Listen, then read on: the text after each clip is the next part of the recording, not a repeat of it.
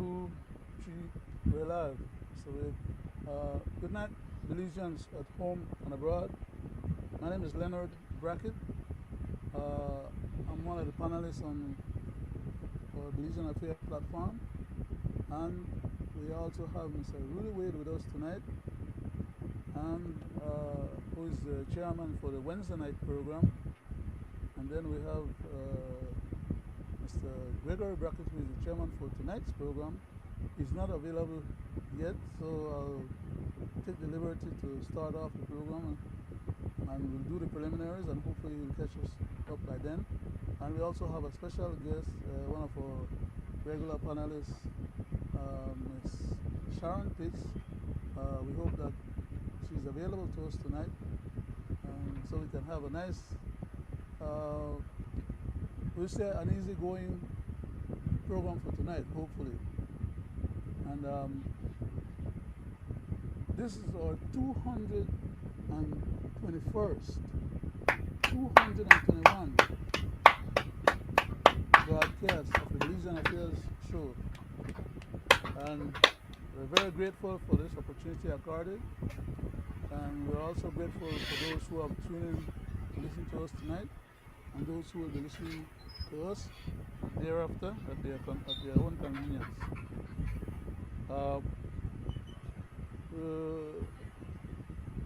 We'll go ahead and I will do a little prayer, which will be followed then by Mr. Wade, who will grace us with a scripture reading, and then we get into the real business of the evening. Don't forget, it's not church service we're having here tonight.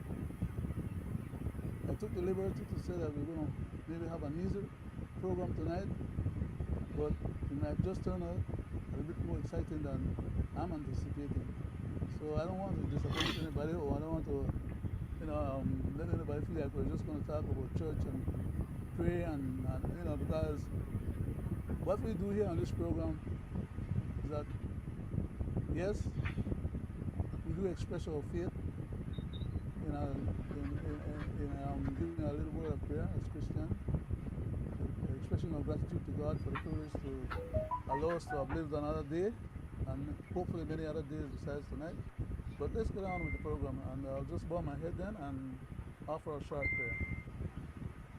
Divine loving Father, as we come before thy presence once more, thou who art the creator of heaven and earth, thou who art our creator as well, we commend ourselves into thy hands, asking that thou would lead us, guide us, protect us. Bless our family members, friends, and loved ones wherever they are. Thou knowest them by name and number. Please provide healing mercies for those who are in need. We pray that thou mayest bless our friends, and that thou mayest bless also our country of Belize, its people, and its leadership. And that thou would bless this country of the United States, its people and leadership, and the rest of humanity, especially those people who are in harm's way and are being hurt for no justifiable reason sometimes. We pray that thou mayest help those people who are having famine, who have need of food and clothes and shelter and protection and peace. Be merciful unto them as well, Lord, for we ask these mercies in Jesus' name. Amen. Amen. Mr. Wade, Amen. sir. Thank you, Leonard. It's always a pleasure to be in your company. Same And here, sir. again, welcome to our 221 edition of Belizean Affairs Show. I am a little under the weather, so you know, but it's always a pleasure, Leonard, to be here with you guys. I will, and again, thank you for that warm prayer there, Leonard. You're Um, welcome, sir. I will do a reading from Philippians chapter 4, 1 to 11. Sorry, 5 to 11. It says, let your reasonableness be known to everyone. The Lord is at hand. Do not be anxious about anything, but in everything by prayer and supplication with thanksgiving, let your requests be made known to God, and the peace of God, which surpasses all understanding will guard your hearts and your minds in Jesus Christ. Amen. Finally, brothers, whatever is true, whatever is honorable, whatever is just, whatever is pure, whatever is lovely, whatever is commendable, if there is excellence, if there is anything worthy of praise, think about these things. What you, what you have learned and received and heard and seen in me, practice these things, and the God of peace will be with you. Amen. I rejoice in the Lord greatly that now at length you have received your concern for me. You were indeed concerned for me, but you had no opportunity. Not, not that I am speaking of being in need, for I have learned in whatever situation I am to be content. Amen. That's my reading from Philippians chapter 4, 5 to 11, 12. But Thank you you, very much, Mr. Will. Leonard, Uh, just a second, sir. I just want to.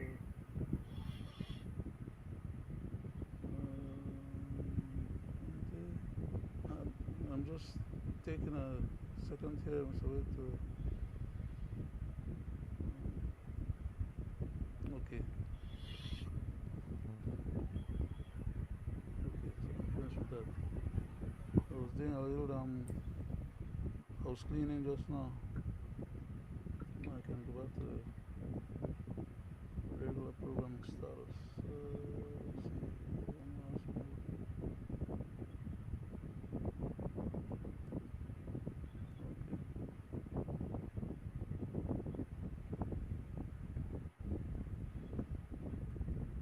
Okay. Uh, Sorry about that, Mr. Wade. Killed a little bit of your time just now. Um, Tonight we want to talk a little bit about the emergency declaration that did not happen. Or, in other words, a state of emergency that should have been called when a state of emergency is justifiably needed to be called, and it was passed over because apparently some people thought it was just going to be a little breeze. Well, it turned out to be more than just a little breeze, because today, 1 week after, we're still going through and suffering the outcome of that devastation, of that emergency that was not called or declared per se as an emergency. No SOE was declared, no statutory instrument was written up, other than the fact that NEMO got a little bit of its act together. I wouldn't say got its act or totally altogether its act, because it did not. It got a little bit of its act together and made some effort at least to broadcast regularly the status of the storm. Now that storm came and went by, and like I said, we're still suffering consequences from it. But the storm that storm left, I don't think it's going to be easily forgotten or just brushed aside, because while Mexico declared that they weren't going to take any more cattle from Belize because of this screwworm issue in Guatemala and other parts of Central America, even though Belize did not have any problems with that particular issue, we were still stigmatized by Mexico. Now I understand that because it was found in Mexico recently, the United States is now deciding that they don't want to have any cattle from Mexico or beef or any uh, food that has to do with cattle parts going into the United States. So it appears then that the small farmers and small cattle ranchers who needed help from the government, who has not gotten that help yet, are now in the path of a bigger disaster that's coming down in the river valley of Belize. And pretty soon we're going to find out that a lot of those people are going to lose many cattle. One gentleman said he had at least a few hundred cattle that were in mortal danger, and he wanted a permit to slaughter them quickly. We now know that the Prime Minister is in the cattle ranching business, that the Honorable Mr. Mai, Minister of Agriculture, is also in the cattle ranching business, and others, especially like the Mennonites, and other power brokers in our community. So they're going to have a problem not being able to export their cattle, even though they have legitimized or legalized the process now for the cattle exportation. When it wasn't legalized or when people were doing it contraband, some of the same people were involved with the contraband, and the government wasn't deriving its taxes. Now with the new rules in place, in order to make these people do their contraband legally, they are now being incentivized to the point where now they can keep more of the money in their pocket and still don't give the government its fair share. I think that's another way of bastardizing the economic well-being of our country. That those who have are unwilling to contribute to the betterment of the country, while at the same time deriving all the benefits thereof. Uh, our chairman for tonight apparently has not shown up yet, and this is the topic that he wanted to pursue, and I'm not sure how far I should go into it before he shows up and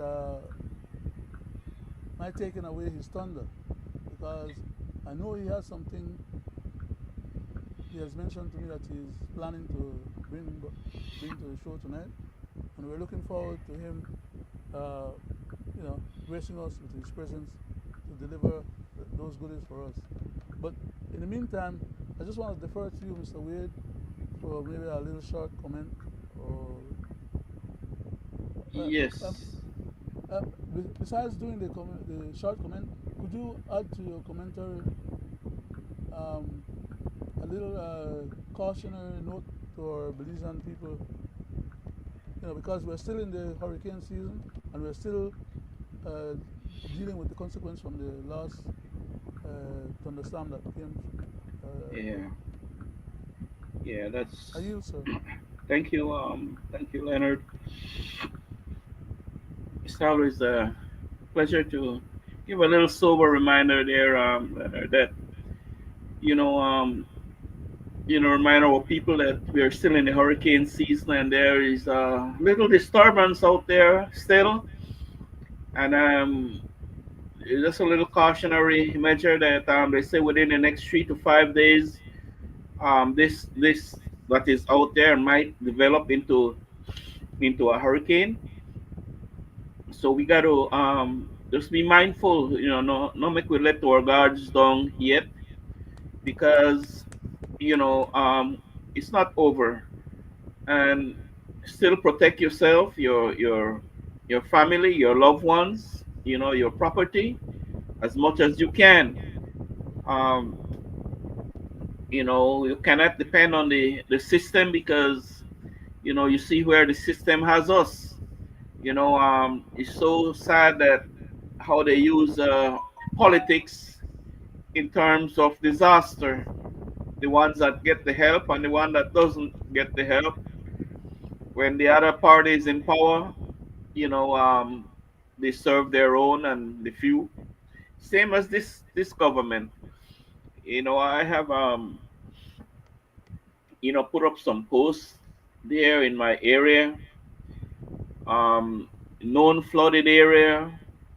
After the storm passes, the area representative for Cairo Central, actually dismissed the actual area that needed that help and went and put in three driveways for three, you know, well-deserved PUP driveways. That's what. And then what's ironical is that they posted and says, "Oh, the area representative is in the area working after the storm," which is a lie, right? So what they should have said was the area representative put help us with our driveway. He put in three driveways, and that's from the taxpayers' money, and that was it for three PUP.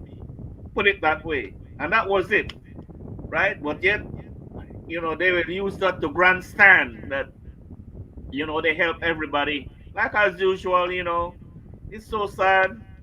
Like I said, I have family member that from the last hurricane has not received a nail, not as yet, right? But yet they help everybody, right? But anyway, and again, COVID is alive and well, and be mindful on the highways because our highways are so bad. So be mindful on the highways. Do not drink and drive. Do not text and drive. Too many traffic accidents, fatalities. So be very mindful.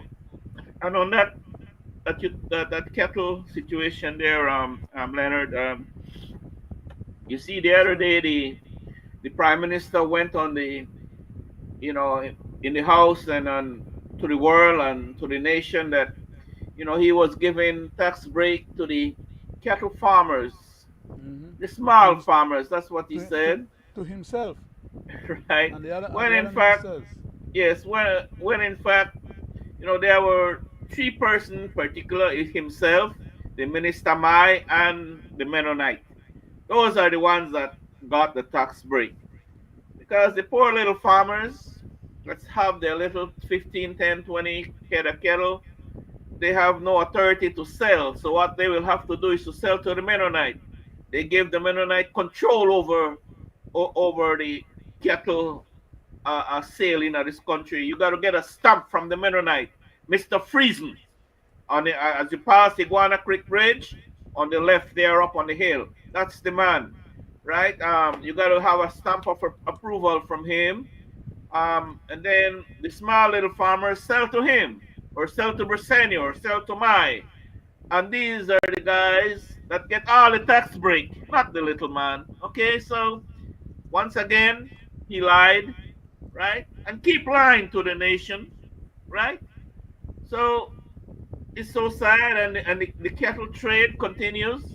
The cattle trade across the border, right here in the west, trucks upon trucks, just going through the border, right? So it's a never-ending saga. So I'll, that's all I'll say on that right now because we have the chairman for tonight, Mr. Gregory Brackett. Good night, Mr. Chairman. Thank, Pass it over back to thank you. you, Mr. Wade and There's a Mr. little Brackett. there's a little something in the Good background night though. to the Belizean people at home and abroad, and welcome to this our 221st edition of Belizean Affairs. We thank you for tuning in, and I hope that tonight's program will enlighten you as here on Belizean Affairs we show and tell. I am also grateful to be able to sit with my co-hosts, Mr. Brackett and Mr. Wade, virtually. Guys, you are highly appreciated. To start tonight's show, I want to go to a cheer as we are in 16 days of activism and gender-based violence against females. And I want to bring this topic tonight because this is a back and forth issue where we have a government who, with the stroke of a pen, can pass laws to prevent gender-based violence. But for some reason, they seem to don't want to do that. And when we speak about gender-based violence, we should be speaking about it overall and not discriminating between female and men because men do go into gender-based violence also. But let's go to the first two. So, kicking off today with the 16 days of activism.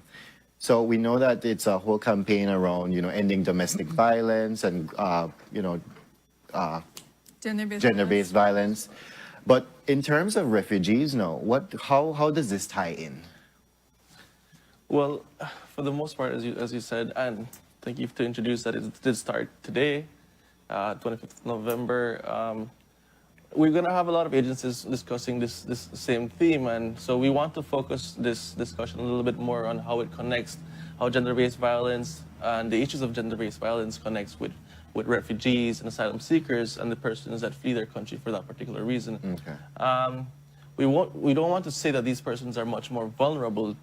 Women, children, girls are much more vulnerable in these situations of violence, but when they are forced to flee, sometimes they can be placed in much more precarious situations where from one instance, they're vulnerable to face trafficking, and these matters can become worse, right? Mm-hmm. So it's just a theme that we want to emphasize on the need for protection. And here in Belize, of course, we have the Refugees Act that protects asylum seekers and refugees. And so much recently, we have had a large influx of persons fleeing their country, particularly for the reasons of gender-based violence. We have seen this consistent rise in the past. Of course, it has been mostly from gang members.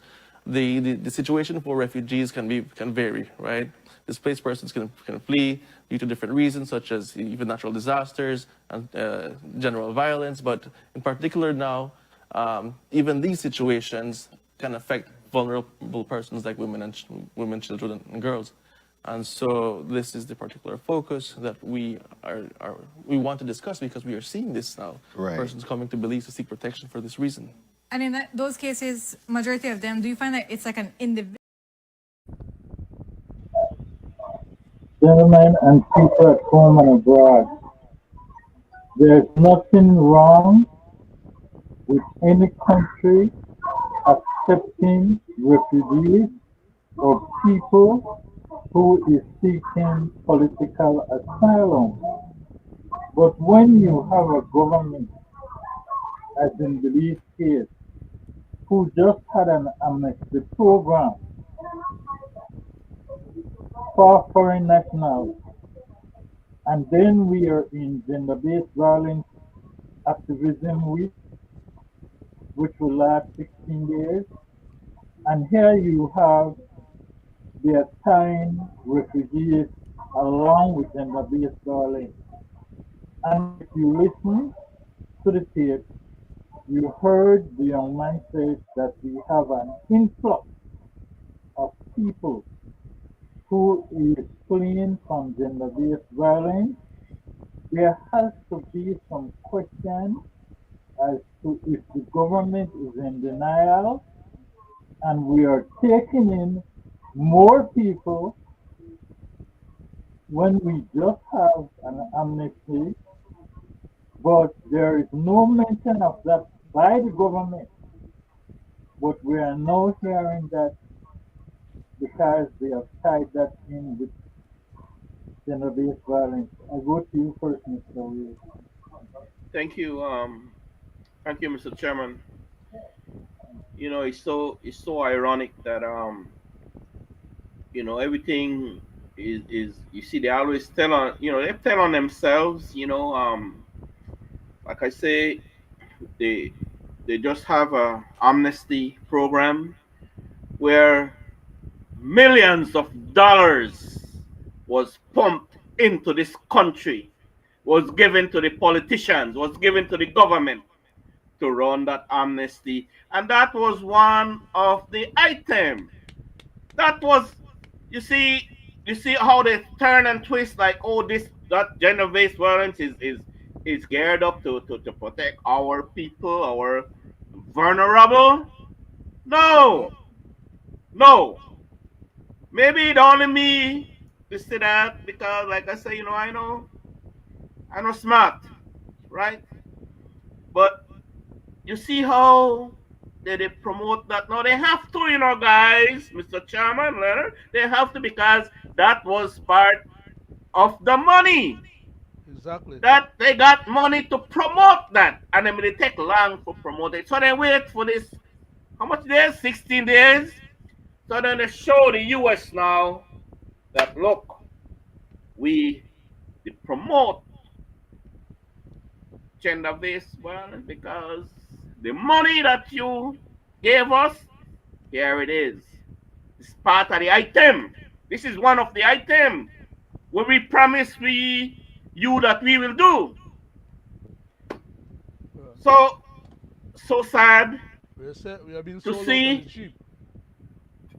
how these people focus in terms of how they get money and how they abuse the money.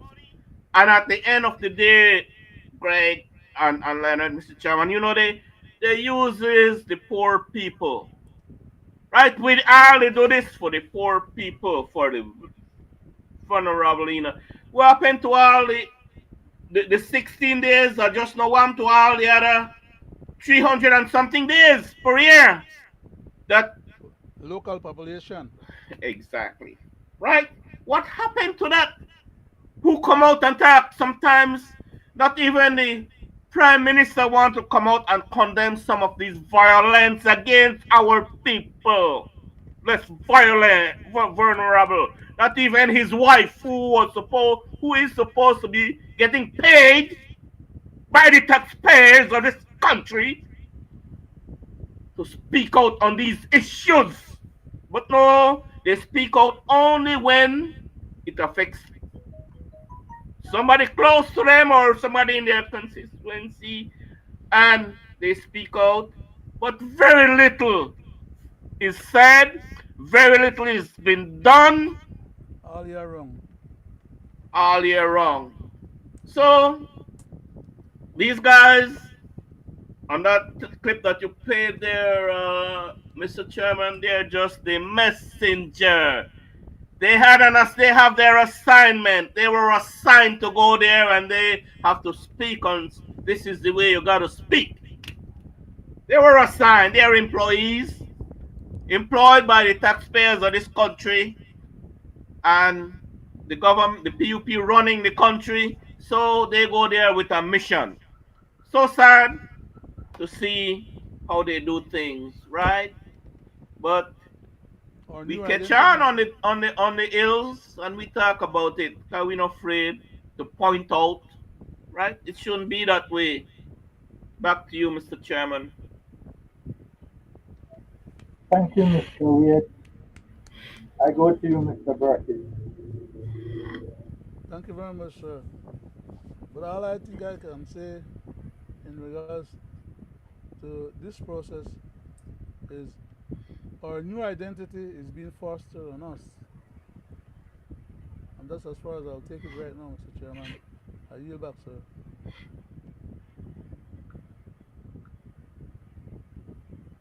Thank you, Mr. Brackett. Yes, sir.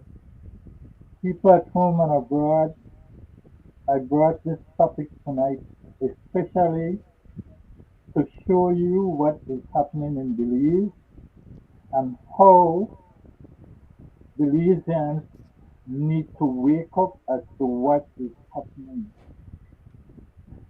because they are using these types of programs, gender-based activism, 16 days, incorporating refugees into it as a denial, not to tell you how much people is coming into this country. And I will show and tell how it is being done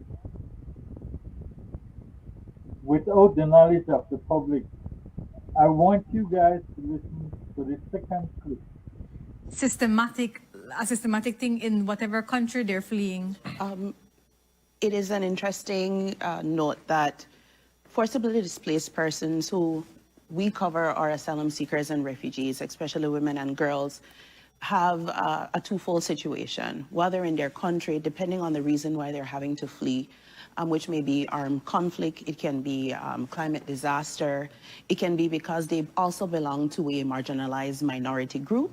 They face gender-based violence within their country. It is further compounded when they have to flee their country to seek safety in Belize, for example, and on their journey here, just the journey itself poses an increased risk of GBV to women and girls. They're traveling oftentimes without the necessary travel documents because they've been forced to flee their country. They don't have the adequate time to go and apply for a passport or some sort of travel or identification document.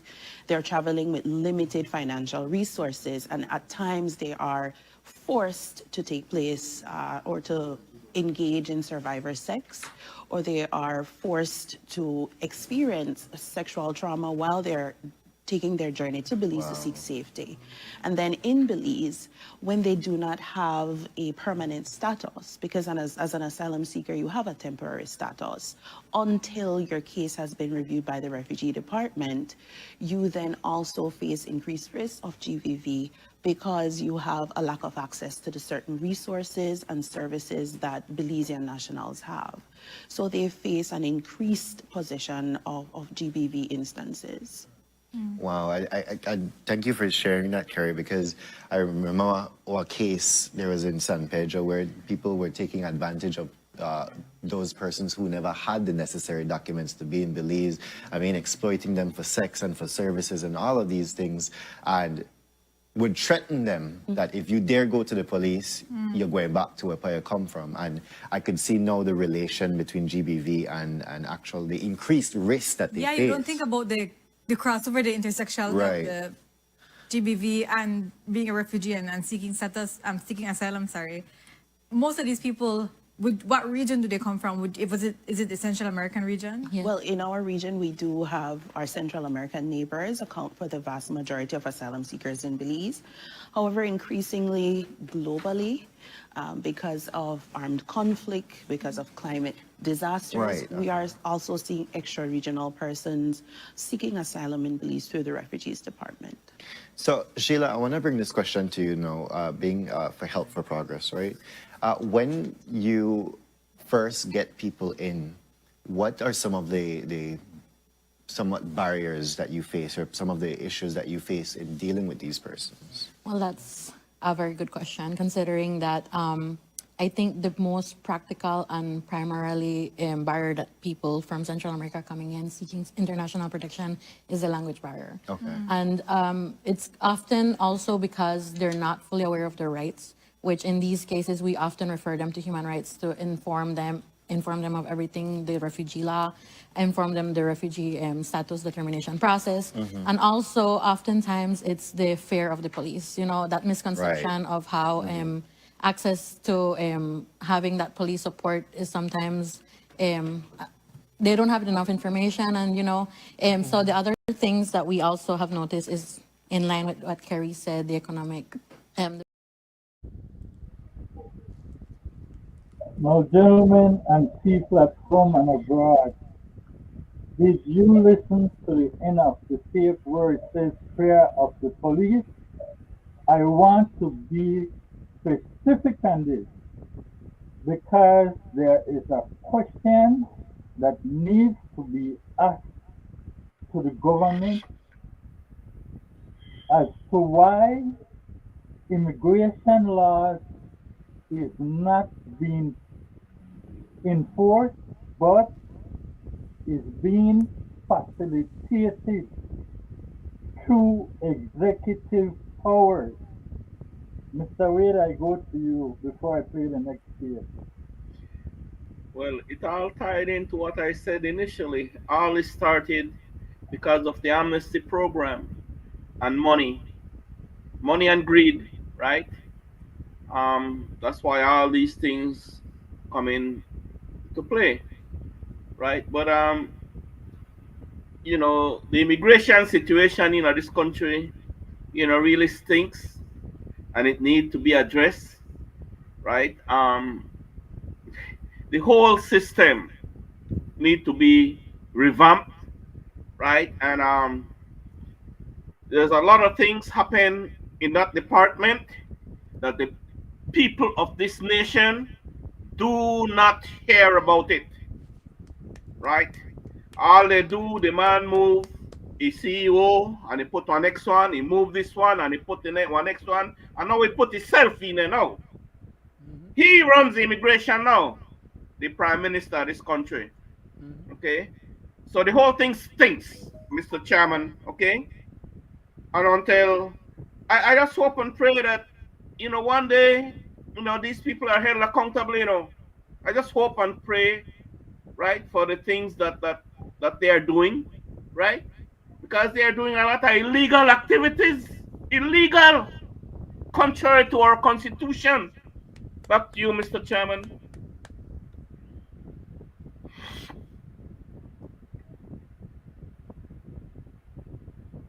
Thank you, Mr. Wade. I go to you, Mr.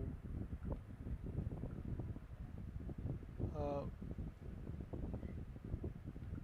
this issue of focusing so strenuously on Central American migrants into Belize is just a cover up for the bastardization of our constitution that tells the government that the government has no authority and should exercise no such authority or create any policies of state that allows massive amount of Guatemalans to overrun for real landmass, the islands, and all patrimony. But for whatever reason, our Prime Minister and the present PUP government find it convenient to ignore the existence of born Belizeans and facilitate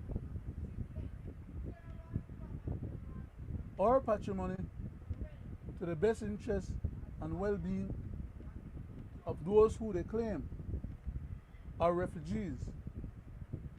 They're not refugees in the common sense that we know refugees to be. They're what you call a Trojan horse to take over the patrimony without having to fire a bullet. But our leaders are incapable of being able to see that. Yet they're working with such an agenda as to facilitate that outcome. Why? For a few dollars more. It's not like if they're not getting money from the Belizean people as well, because they're taxing them to the hills. So why can't they afford to treat the Belizean people the same way like how they treat the refugees? Why can't they afford to create policies of state that provides for a better life and a better environment or a better existence in Belize for the Belizeans that are born here, as compared to the effort that they're putting out to facilitate the people who are not born here? I don't have a problem with helping people. I have a problem with not helping our own. That's my problem. And I just hope that people understand where I'm coming from when I say that. Because there are people going to bed tonight, Belizeans, who cannot go to the refugee center and get no pantry, or get no money, or get no support. In fact, there are refugees here in the country that are getting the jobs that Belizeans would like to have in order for them to be able to maintain their family. But they're not given access to those jobs. Go to any construction site right now in Belize as a country, from PG to Corozal, from Benke to Belize City. Tell me what percentage of those people doing construction work or involved in any kind of professional way of making a living. Tell me what percent of those people are the local born Belizean people. Whether indigenous, whether Garifuna, whether Creole, whether Mestizo, or whatever. It's an industry, for example, the construction industry, that is captured by a few special individuals who have their crew, provide their crew, pay their crew, and not all of them are paying into Social Security, but all of them have a Social Security card that derives benefit from Social Security if and when the time comes. Being facilitated all in one day by the Prime Minister in the Orange Walk Central Division and other divisions, as per his instructions and as per his presence. He took all the different government departments and in one day time facilitated people to get 2 or 3 different types of documents that some Belizeans are going through the process to acquire and are taking days, weeks, months, and some instances years. There are some Belizeans that have applied for a little piece of land 5, 10, 15 years. And you have some people that come and within a few months of being here, they come highly informed and by other individuals who have came before them, who shows them and tell them how the ropes work, how to subvert the system, pay a little mortgage, and get a little property, and use that property to mortgage, to get a loan, to build a house, and to farm, and to do, make a success of their life. While you have Belizeans at home here, they refuse to give them a little piece of land because they say, well, they might end up selling it. They're not sad about the other people that come and pay only mortgage and get it, or that they might end up selling it. But they have all different kind of restrictions and red tapes that they play around with to suppress and oppress our local Belizean people. I yield back, Mr. Chairman. Mr. Chairman, I'd just like to interject. Give me a minute, please. Go ahead, sir. You know, that's the same problem I have, Leonard, is that I don't have a problem with the refugees coming in, you know, and they provide for them, but don't treat your born Belizean the way you are treating them, like they're from another planet. These very people are born here, right? Having a hard time, like you said, Leonard. Vote right? for them too. You have the man George Price, may he dead and may he rest in peace, created Valley of Peace. They created Armenia, Salvapan, Frank Sedi, and I could go on and go on down south, right? Tens of thousands of people. And these people come for who do not know. What at home and abroad, who do not, these people come, they swim across the river and come, and there have been, you know, hands out, you know, this is your land, you build a house here, and then this is where you go get help, and this is where you go get your medical attention, and this is where you go get help, and you build a house here, and we help you build your house, right? Who does that? Who does that? The man Julius Espat, went to Valley of Peace along with the Prime Minister of this country and the Minister of Lands.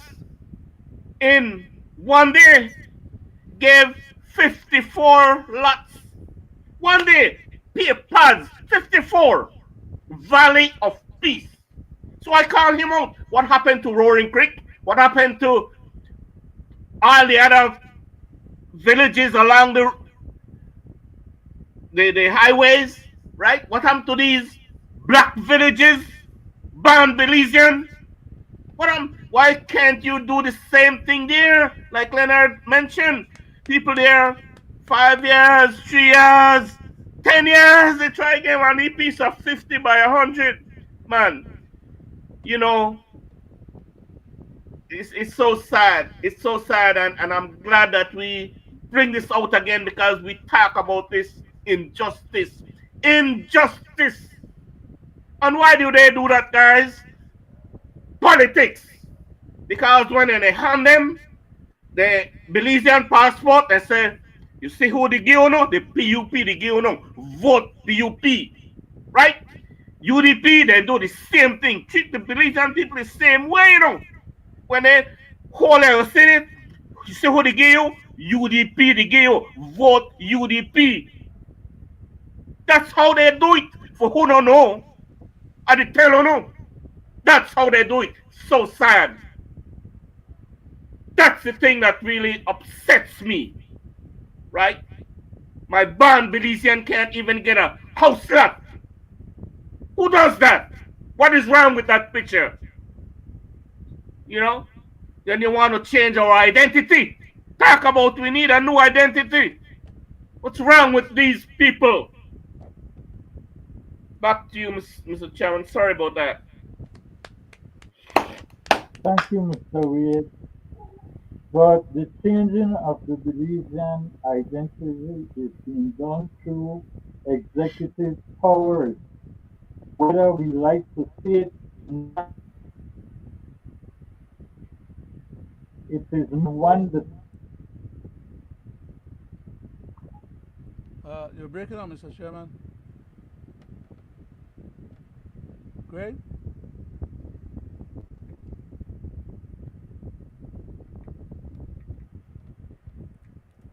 Greg, I think you're frozen. It was breaking up and then you got frozen. Mr. Wade? Yes, sir. Would you care to make another small comment until Greg becomes unfrozen? Yes. This is the great injustice. Great injustice that past and present government does to our people, those who are born Belizean. Right? And these places is right there for the public to see. Right? Right there for the public to see what I'm talking about. Right? They go and they make villages. Why? Just to get that vote. Just to add that to their constituency. That area, that the people, they register people, they give them Belizean papers, and only in the name of this village will vote UDP. This village will vote PUP. So let's make more village. They're popping up on the southern highway like popcorn. Yep. Right? So sad, man. Mr. Wade. Back to you, Mr. Chairman. Sorry about that. Thank you, sir. No problem. If you see me disconnect, I don't have to tell you why. Exactly. The pressure is on. They're going to try to do us all kind of thing. Just before we started this show, and I was speaking about the 16 days of activism for gender-based violence against females. I want to go back to a tape that just happened just recently and a law that was passed in the House. Because I always want to show and tell as to how we reach to these things. Let's hear it here. It was a youth parliament that brought the topic of ending child marriage in terms of what our law says. At the moment, before we pass the legislation today, it is that you can get married, yes, at 18, but also with parental consent at 16.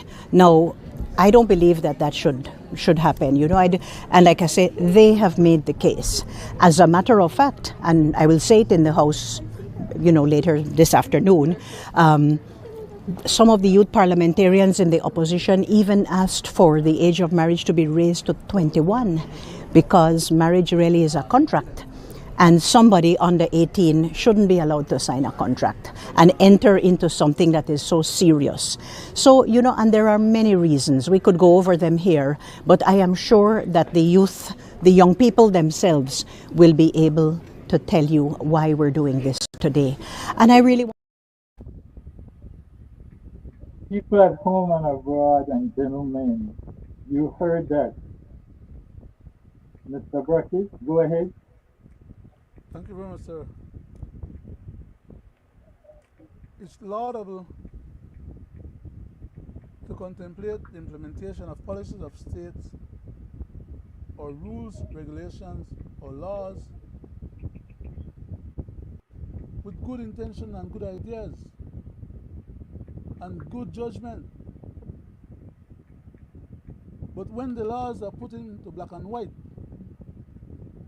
and are being voted on, the outcome of those laws is never what they first stipulate when they come talking the good talk in terms of getting people to agree with the perspective.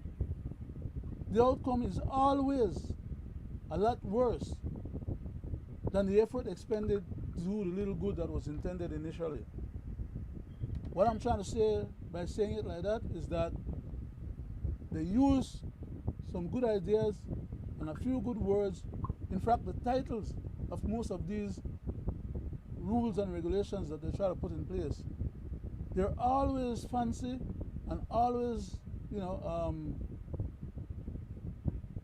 the phrases that they use to convey these policies, they're always sounding positive, good, and healthy. Look at the details, is what I'm trying to say. By the time those rules come out, they have a whole lot of onerous things that were never contemplated initially, but then become part of the standard law. That is where the problem lies. It's good to do the good laws. That's part of what it's supposed to be about. Stick with the good laws and don't be putting any kind of poison pill in those laws to trap other people and create other circumstances that differ from your original objective. And that is one point that I would bring to the attention of the public in regards to this gender-based activity, as well as the law that they made for employment and things like those. They start with a good idea, a good thought, a good phrase, they name it well, and then they end up bastardizing the intent of the Constitution by creating scarf laws of people who should not be made into scarf laws. But I yield back, Mr. Chairman. Thank you, Mr. Brackett. Well said, because I want to point this out. You're welcome, sir. You heard what the minister said. Marriage is a contract, and a 16-year-old should not be doing a contract. Likewise, I want to call her out. Like I said. I want to call them out for the amending of the Family Act, the Children and Family Act, where they, the government, implement a contract between grandparents and their kids, which is unconstitutional. The government, cannot make a law that is inconsistent with the Constitution, demanding that grandparents mind their grandkids if their son or daughter is unable to do it. You just did a contract in violation of the Constitution, exactly what you were just speaking about. But people at home and abroad, I want to go back to what was said about the refugees and the police. The claim was that the refugees are kind of scared or frightened because of the police, because they are not permanent or stuff like that. But I want to show you, the people at home and abroad, how executive powers work. I'm telling you, the question has to be asked. Is different section of government facilitating people that are asylum seekers and who are coming into our country legally under the pretense of refugees when we just had an amnesty? Here and Belizean affairs, we show and tell. Let's go to the tape. I want to ask about the official complicity of the department in facilitating the movement and the regularization of illegal migrants into Belize. I have here a number of police records which were presented at the station that night in Dangriga. These are police records for persons who've only been in the country 6 weeks and have no formal status, didn't even have any documents. Someone showed up at the Dangriga police station with records. Police records are 4 of them. I want to stress that these are regular police records. We know, I have investigated this, and I know that when a migrant or someone without permanent status in Belize applies for a police record, they get a special record. That's a different kind of record. But these people had regular records from the Criminal Records Office, and even many of them without their passport number.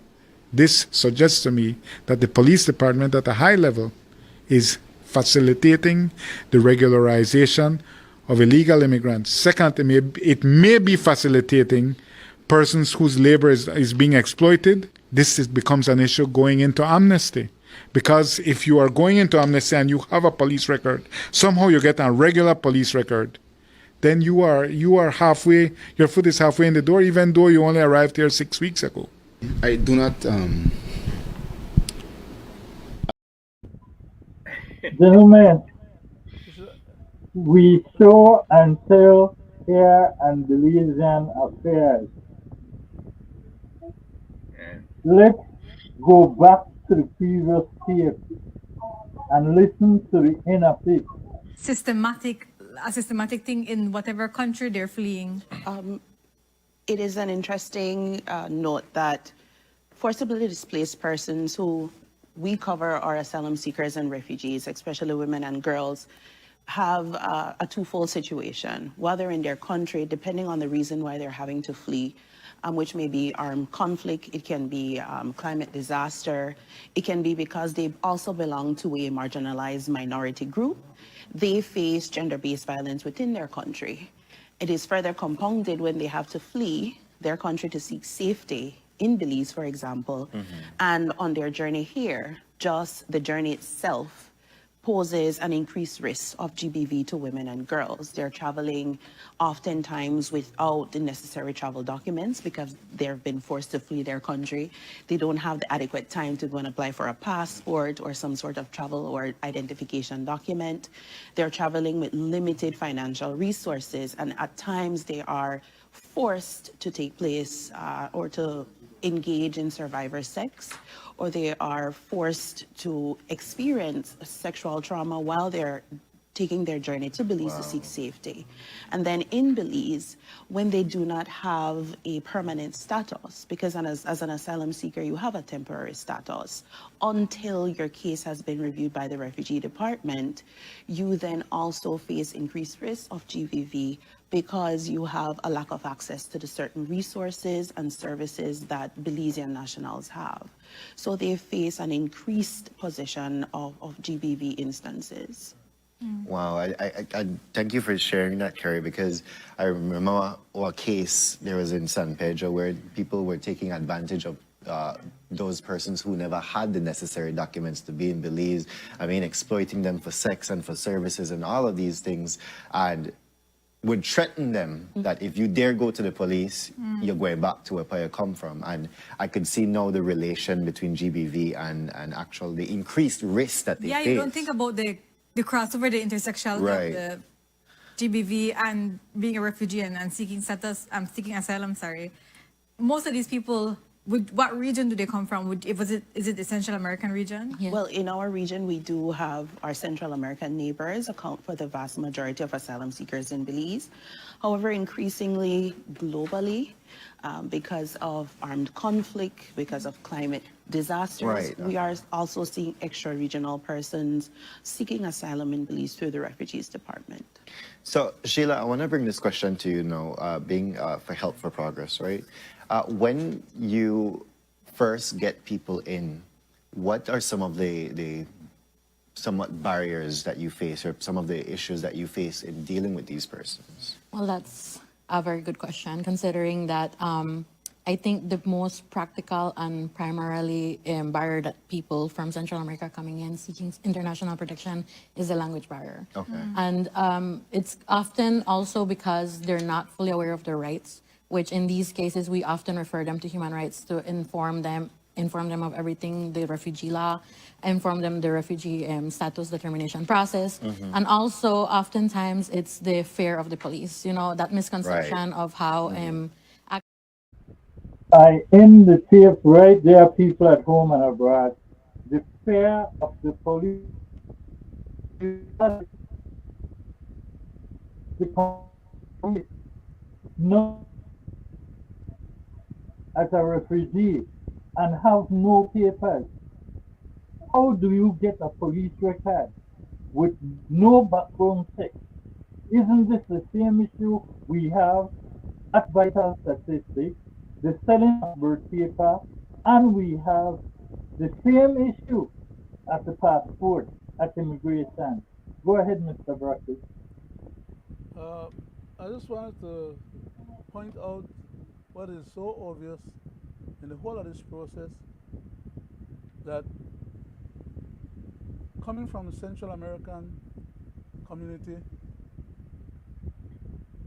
the migrants are being facilitated with all possible means to help them become regularized, and many of them afterwards continue their journey on to the United States. From Central America, they don't come to Belize because they don't even know to speak English in the first place, or they don't come to a country where they're going to have difficulty. They come to this country to transit, get the facilitation here that allows them to transit from here to the United States. And the United States doesn't want the Central American refugees them to go up to the United States borderland. So the United States is willing and able to help the Belizean government facilitate having these people being hosted in Belize. However, a couple of Jamaicans or a couple of Haitians or a couple of Barbadians or a couple of anybody else from any other Caribbean country that are part of CARICOM, who under Sharagar, I forget the name of the particular treaty, are entitled to come to Belize as we are entitled to go to any part of the Caribbean.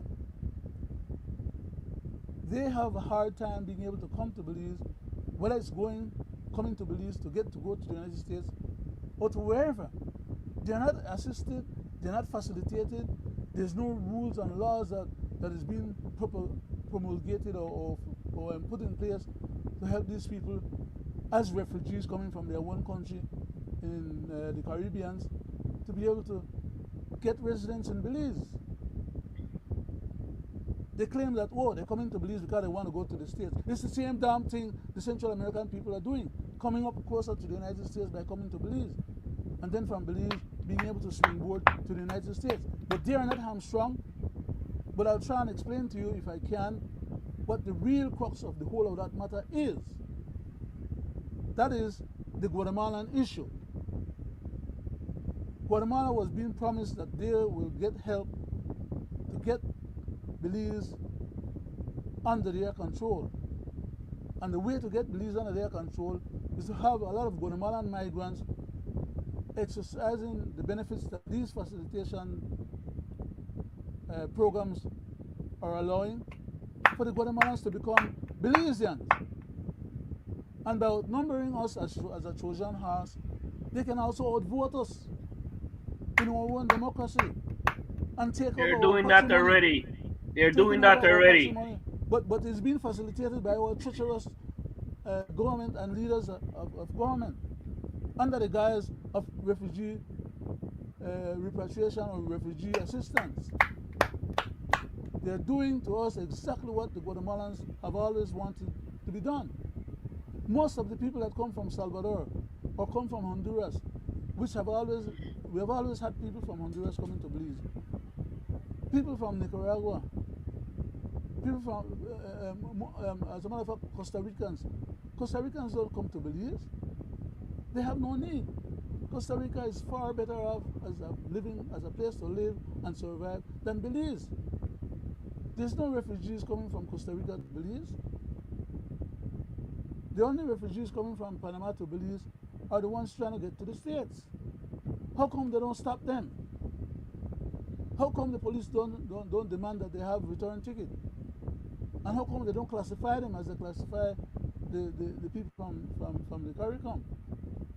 It's designed and intended to have an other identity fostered on Belize and Belizeans.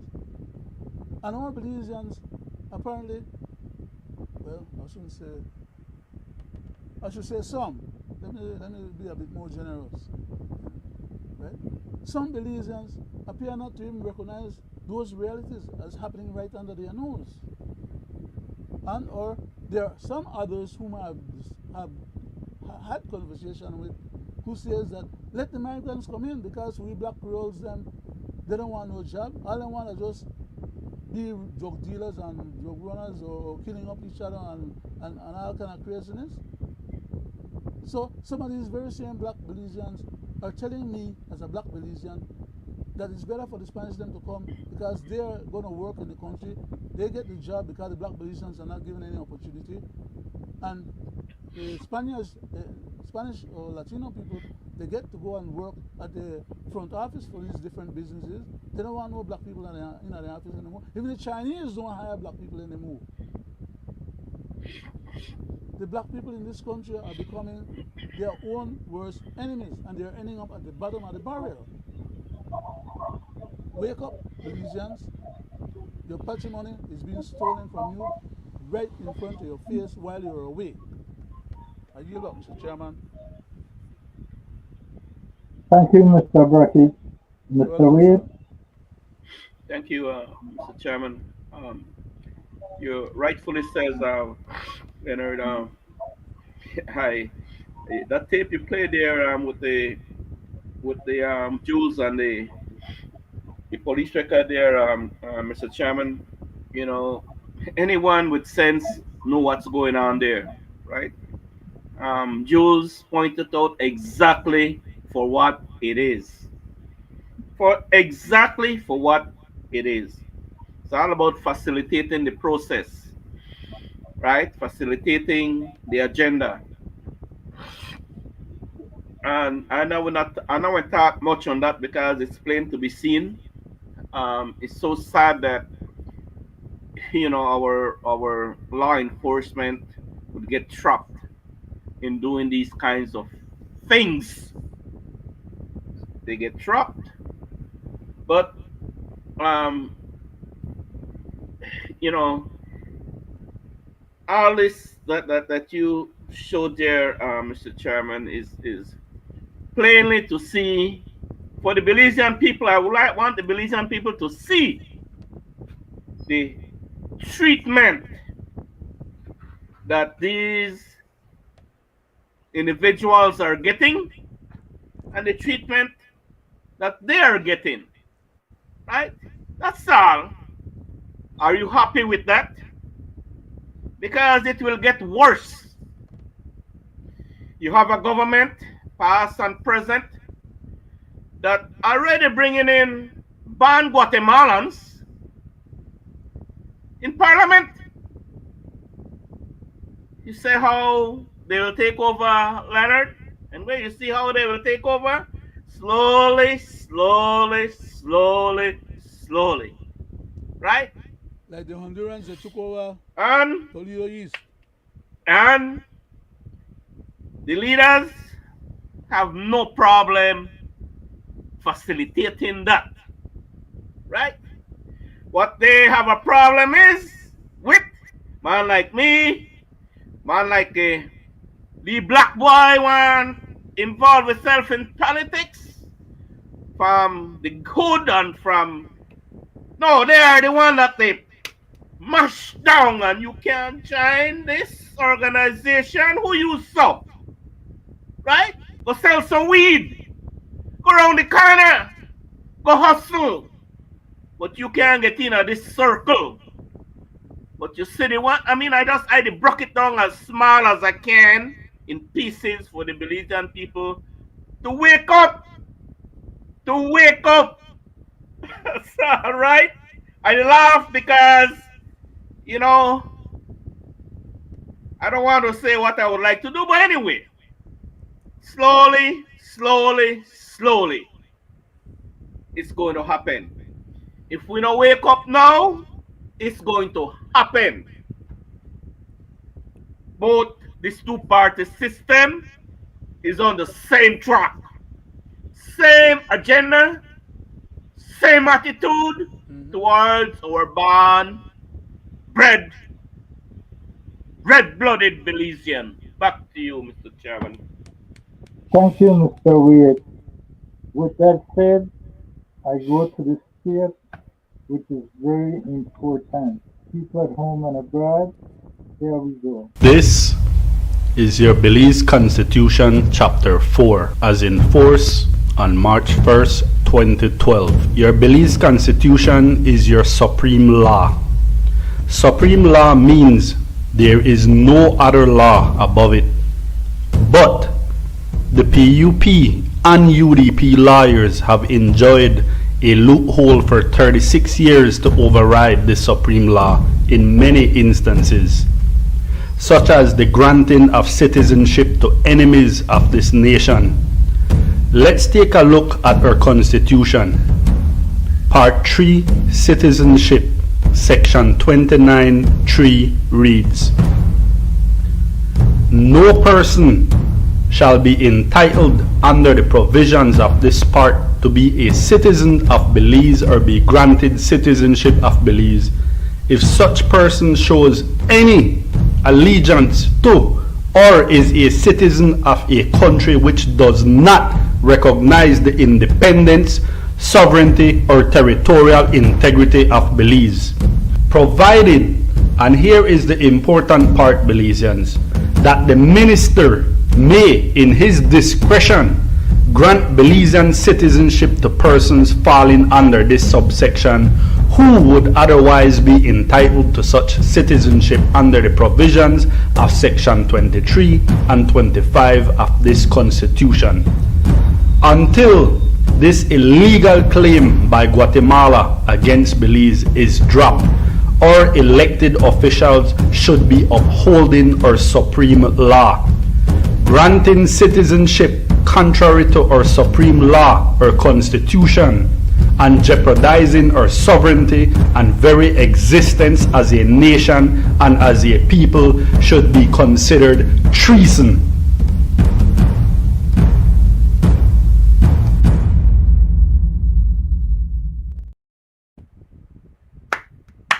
Now, gentlemen and people at home and abroad, I had to play that tape because it goes inside with exactly what we are seeing.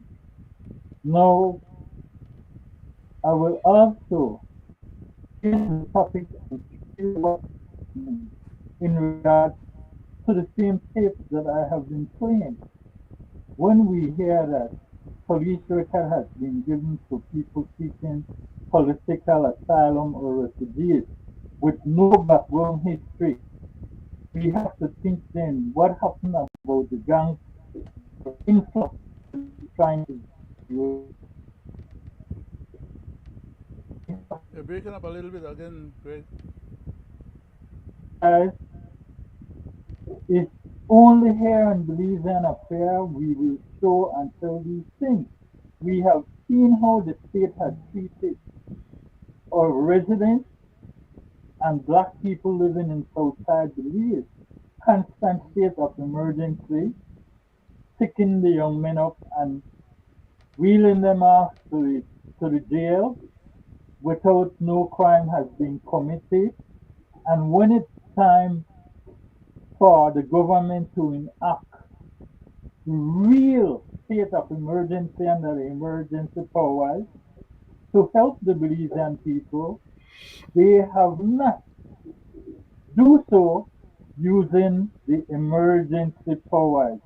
And I want to prove that tonight also. Let's go to the tape.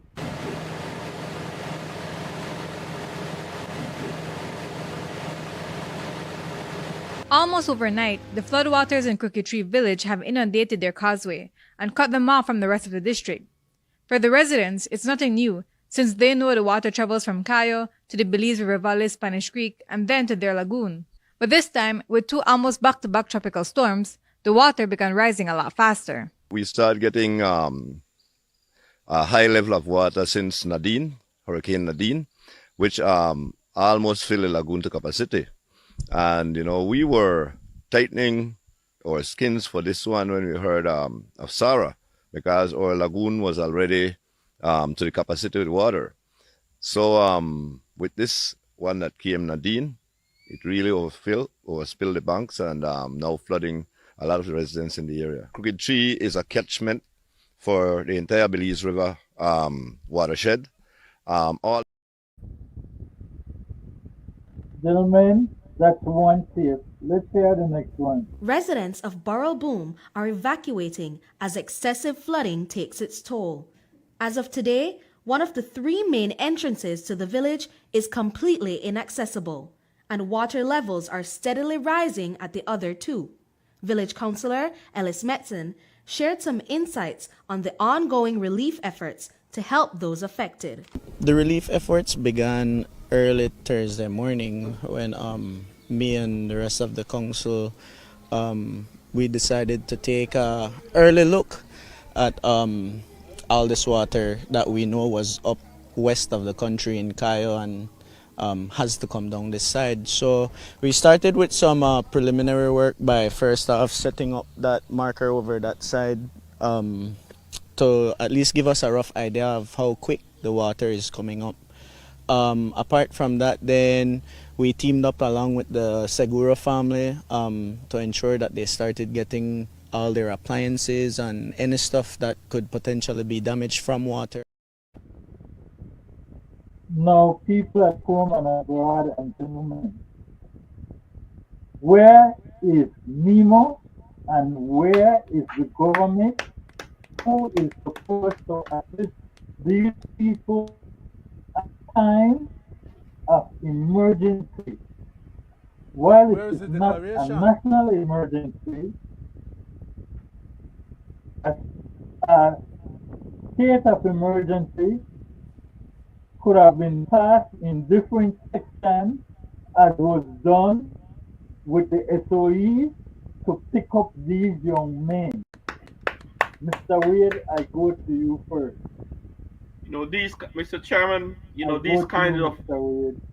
thank you, Mr. Chairman and Leonard, these are the kind of things that really break my heart, to watch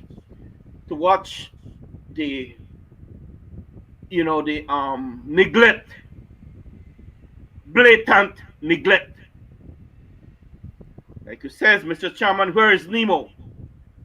Any fool could have known that would have happened. Any fool. That flood was going to happen. Any fool would have known that water that was up in the west will eventually. So on to these technocrats. Huh? Where are they?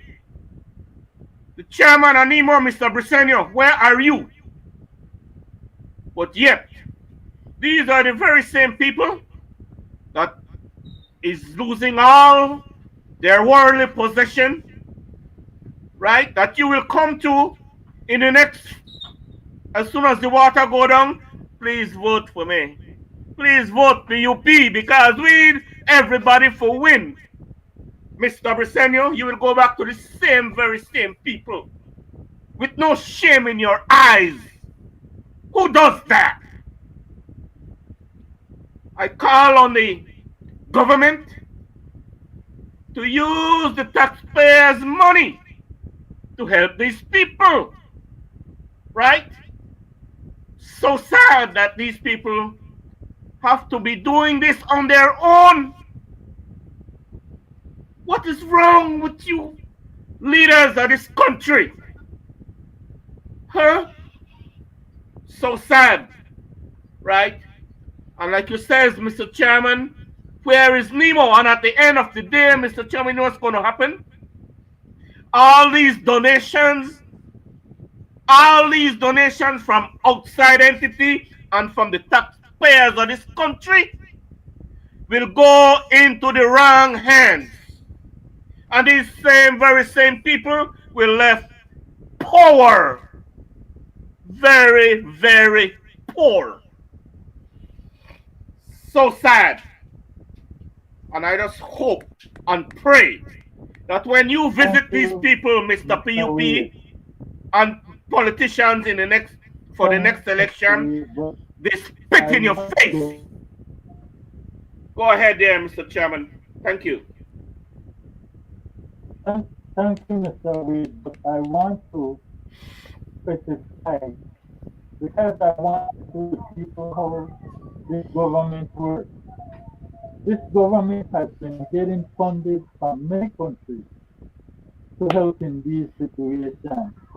They have been getting money just recently from the US Money to from all help over the world. with education and to help with energy and from all these money that was being obtained from the government.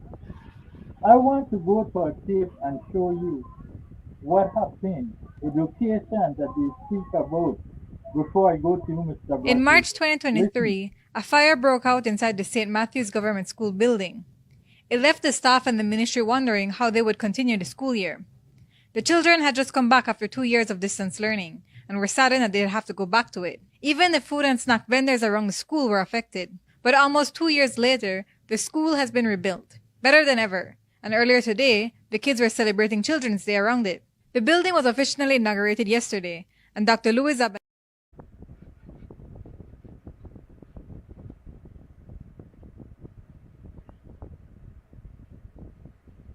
I don't even have to take the tape no further. Imagine from all the foreign donations, one of which you last get from the US government for energy and education.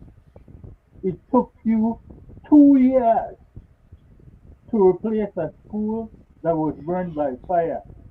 If it took you 2 years to do that, imagine people at home and abroad. This is the reason why the government has not enacted an emergency policy to help these people in the flooding area, because we can see taxpayers' money is not being spent in the right way for what is needed. I go to you, Mr. Brackett. Thank you very much, Mr. Chairman. It is obvious that even in the classification and or the categorization of a disaster, which the Constitution requires as a means to put in place a state of emergency.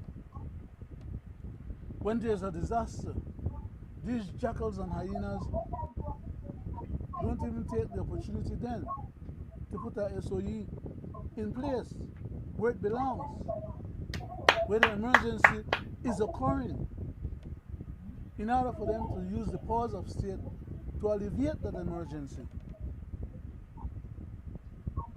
where there is no emergency occurring, as in the case of major disasters, they try to use state of emergency, bogus one at that, not properly implemented and not properly adjudicated,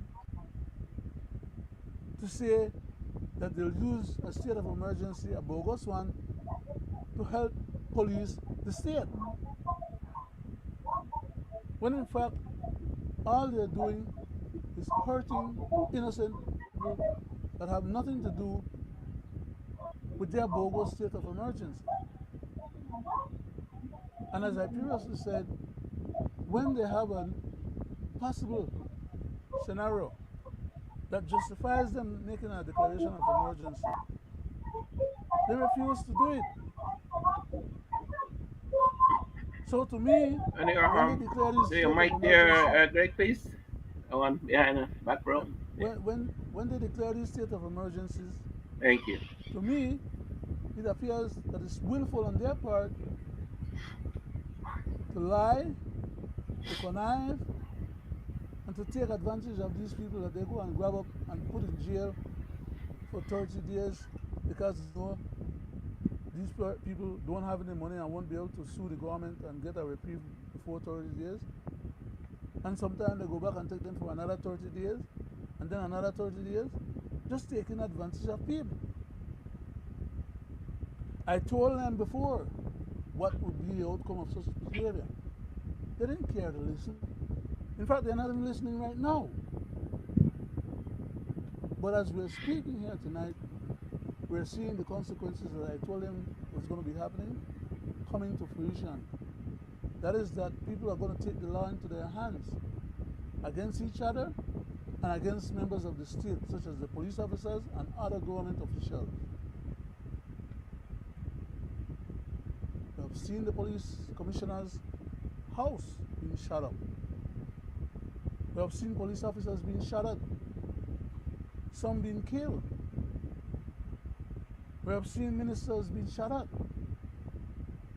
You know, we keep going down that bad road and there's only one outcome. The people against the state and the state against the people. And such a reality is not what Belize needs or deserves. But we are getting there quicker than we really want to or hope to. You cannot go as a state and trample upon the rights and the well-being and the physical state of being of the citizenry behind the police authority, committing crimes against the citizenry under the color of law. The Constitution forbids it. Proper governance. Oh, I would say, yeah, let me use the word proper. Proper governance requires that that kind of behavior does not persist because it's intolerable. But these jackals and hyenas that we have, all they care about is the big hustle.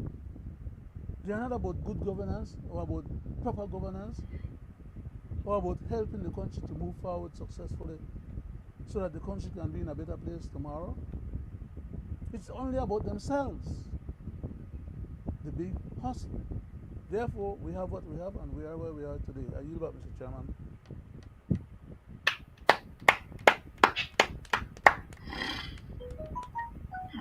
Back to you, Mr. Chairman.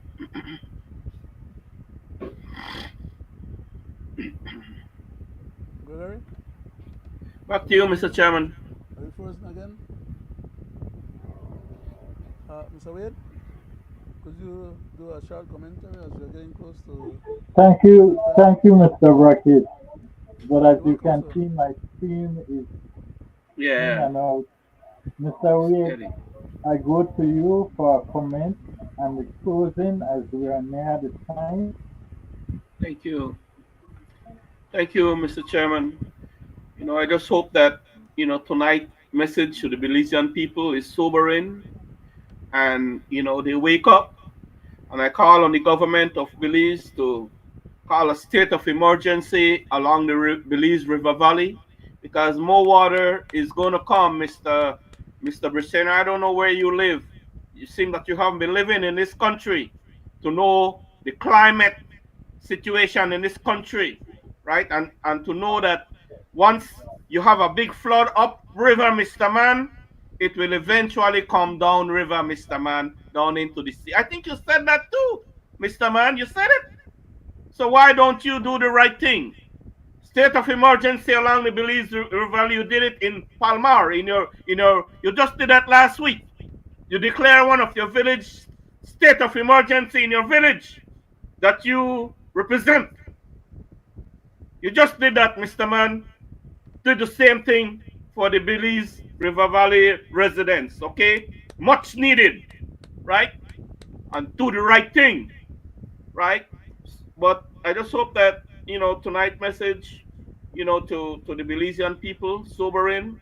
And it's always a pleasure, Chairman and Leonard, to sit in your company.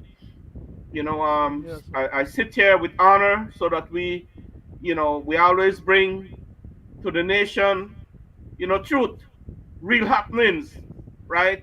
And we advocate for our people, right? Because that's what we're supposed to do. I cannot advocate for Guatemala and Salvador and Nicaragua and Honduras no. I advocate for the Belizean people, right? So, I give thanks and praise to the Almighty to give us the wisdom and the strength and the will to do what we do, right? And again, I want to thank you, Greg, in your company. I want to thank you, Leonard. It's always a pleasure. And to my Belizean people, wake up. And when the powers to be go and knock at your door for another vote, I hope that you know exactly what to tell them because you are feeling it, right? You are living it. And if you encourage them again, that means you are encouraging their corrupted ways. And enough is enough. Mr. Back Wade, to you, Mr. Chairman. Mr. Chairman, can I make a small comment on what Mr. Wade was stipulating? I just want to say that, Mr. Brisena, you asked the question, where is he living? Is he living in Belize and is he realizing what's happening in Belize? I would venture to say that he has been out of the country so often, for so long, that maybe he's living somewhere else. Because he's not recognizing what's happening in the country. And he's not managing as if he recognized what's happening in the country. He should have issued a SOE long time ago. When there's a valid reason for one, as the Constitution requires, they're not about issuing any. What's wrong with these people? Because when he issued one for Palmar area, it's because he's going to use the assets of the government under that state of emergency to feather some more politicking for the upcoming election. Amen to that. That's what's happening there. Amen to that. And where the state of emergency and the use of the public assets supposed to go to assist these people who are in dire straits and who are going to be in worse dire straits in the next couple of days or a few years down the line. He should be putting assets in place and putting support and things in place to help facilitate these people being in a better and a safer situation than they are right now. But again, thank you. Take it away, Greg.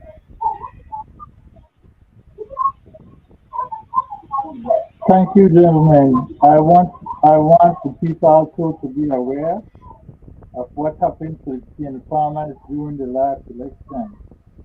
And I want them to know in the State of the Nation speech where the Prime Minister promised tax benefits and all that, these things will not kick in and up until after you vote them in. So be aware that these might be dreams, telling you dreams to get your vote. With that said, I want to thank the people that tune in to this 221st edition of Belizean Affair, and hope again you can tune in and Wednesdays. With that said, I would like to say good night.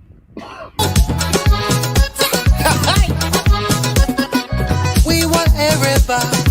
We want everybody. Give me some of your everybody. Give me some of that cassava. We want everybody. We want everybody.